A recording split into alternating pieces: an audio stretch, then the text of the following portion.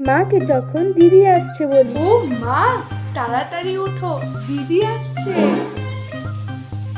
কি বলছিস মানু, তোর দিদি আসছে?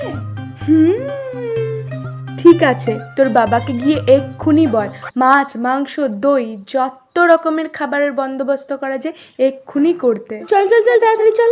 হ্যাঁ এক্ষুনি যাচ্ছি। বাবাকে তো বলতেই হবে যে বাবা দিদি আসছে। কি মানু, আমার কেমন দম বন্ধ আসছে মানু। আজকে তোর পিসিকে আসতে বন্ধ কর। বল। আজকে কিন্তু সে আমাদের বাড়িতে এলে আমি কিচ্ছু রান্না করে খাওয়াতে পারবো না, শুধু এই আলু সেদ্ধ ভাত খেতে হবে।